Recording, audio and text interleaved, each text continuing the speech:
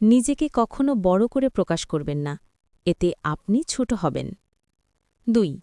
ভুল স্বীকার করার মানসিকতা দেখান। থ্যাংক ইউ, প্লিজ এ কথাগুলো বলতে দ্বিধা করবেন না। ৩. কারো কাছে নিজের সিক্রেট শেয়ার করবেন না বা কাউকে অন্ধভাবে বিশ্বাস করবেন না। ৪. ভিক্ষ ছাড়া ব্যবসা করতে যাবেন না। ৫. পর্নে আসক্ত হবেন না, এতে করে আপনি ক্ষণস্থায়ী সুখের জন্য সুন্দর জীবন হারাবেন। ৫. পরচর্চা করবেন না। যে ব্যক্তি আপনার সামনে অন্যের নিন্দা করে সে নিশ্চিতভাবে অন্যের সামনে আপনার নিন্দা করে। গাধার সাথে তর্ক করতে যাবেন না।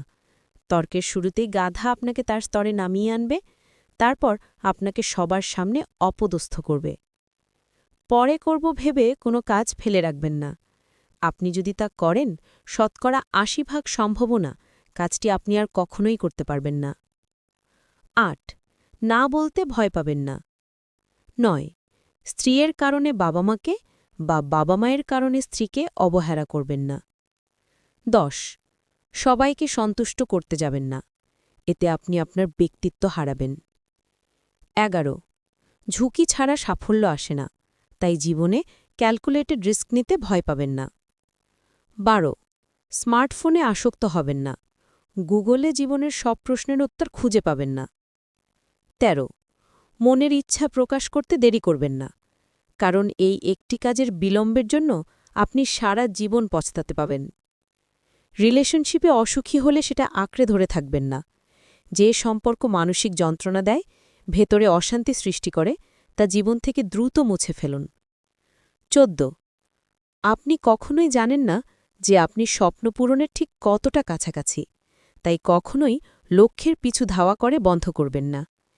বেশিরভাগ মানুষ সাফল্য লাভের কাছাকাছি গিয়ে হাল ছেড়ে দেয়। ১৫. অকারণে শত্রু বাড়াবেন না। ১৬. কারো ধর্মবিশ্বাসে আঘাত দিয়ে কোনো কথা বলবেন না বা সোশ্যাল মিডিয়ায় পোস্ট করবেন না। ১৭. বয়ফ্রেন্ড বা গার্লফ্রেন্ডের সাথে একান্ত মুহূর্তের ছবি বা ভিডিও করবেন না।